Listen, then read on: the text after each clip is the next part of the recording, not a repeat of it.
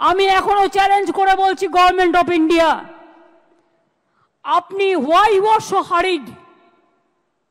আপনি বাংলাদেশের পরিস্থিতি জানেন না?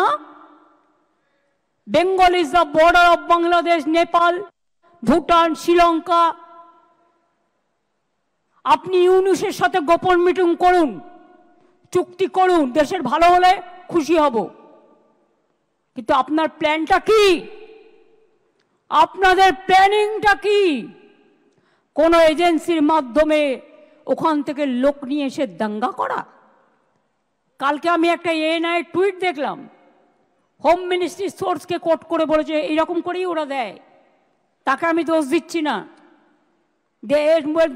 इसमें बांग्लादेश का हाथ है। अगर हाथ है तो इसको जमींदारी तो सेंट्रल गवर्नमेंट का है कि बीएसएफ बॉर्डर संभालते हैं, हम नहीं संभालते हैं।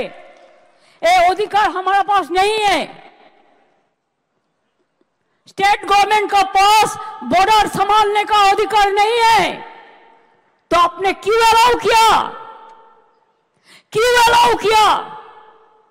क्यों बीजेपी का बाहर से आदमी आके आप गड़बड़ करके भाग गया? कोई फेद आपको देना पड़ेगा।